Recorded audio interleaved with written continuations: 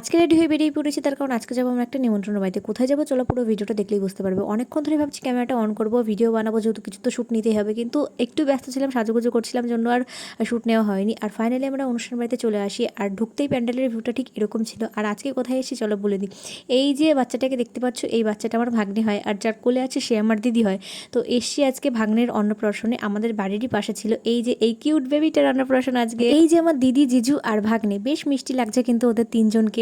আর আমরা যখন গেছিলাম তখন কিন্তু অনেক লোকজন আসা শুরু করে দিয়েছিল, এই জন্য ভিড়টা ঠিক এরকম ছিল। এত ভিড়ের ভিতরে ঘোরাঘুরি করে লাভ নেই, ভাবলাম একটা সিটে গিয়ে বসি, আর মাকে বললাম একটা মকটেল এনে দাও, সেটাই খাচ্ছিলাম আমি। আর একজন সিঙ্গার ছিল, গান গাচ্ছিল, তো গানটাই শুনছিলাম, আমার সাথে আমার মাও ছিল। আর বাচ্চা মানুষের চোখ যে এতটা দূরে আসলো কি করে আমি জানি না, দূর থেকেও আমাকে দেখছিল, যখনই ক্যামেরা করলাম তখনই অন্যদিকে মুখটা ঘুরিয়ে নিল। তারপরে আর ওর কাছে গেলাম, কিছু ছবি উঠলাম, ভিডিও বানালাম। অনেকক্ষণ ধরেই ভাবছিলাম যে ভাগ্নের কাছে যাই, কিছু ছবি উঠে আসি, কিন্তু অনেক লোকজন ছিল জন্য যেতে পারিনি এতক্ষণ। আর ওর জন্যই যেহেতু আজকের এই পুরো অনুষ্ঠানটা, তাই ওকে আর ডিস্টার্ব করিনি। আর এই মেয়েটা কিন্তু খুব সুন্দর গান গাচ্ছিল, তো অনেক হলো গান শোনা, ছবি ওঠা, চলো এবার মেন কোর্সের দিকে যাওয়া যাক। কারণ এসে সেটা আমরা কিছুই খাইনি, স্টলে যদিও অনেক আইটেম ছিল কিন্তু সেগুলো আমরা ট্রাই করিনি, তার কারণ প্রচণ্ড ভিড় ছিল ওইখানে। ভিড়ের ভেতরে গিয়ে আমার একদম খেতে ইচ্ছা করে না কিছুই, কোনো অনুষ্ঠান বাড়িতে এসে পার্সোনালি।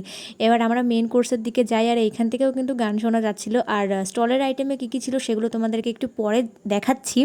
আর মেন কোর্সের আইটেমে কী কী ছিল সেটা আর মুখে বললাম না, তোমরা মেনু কার্ড দেখে নাও। খাওয়া দাওয়া করে বাড়িতেই চলে আসছিলাম, যেহেতু ঢোকার শুরুতেই স্টলের আইটেমগুলো বসিয়েছিল, তাই ভাবলাম একটা পান খেয়েই বাড়ি যাই। আর স্টলের আইটেমে কী কী ছিল সেগুলো তোমাদেরকে একটু বলে দিই চলো। ছিল পান, পাকোড়া, কফি, পাঁপড়, মকটেল, 2 রকমের ফুচকা ছিল। আর আমি একটু আগে বললাম না, যে কোনো অনুষ্ঠান বাড়িতে এসে পার্সোনালি আমার স্টলের আইটেমগুলো ভিড়ের ভেতরে একদম খেতে ইচ্ছা করে না। আর আমি লাস্টে পান খাওয়ার জন্য দাঁড়িয়েছিলাম, কারণ ভিড়টা একটু কম ছিল এখন।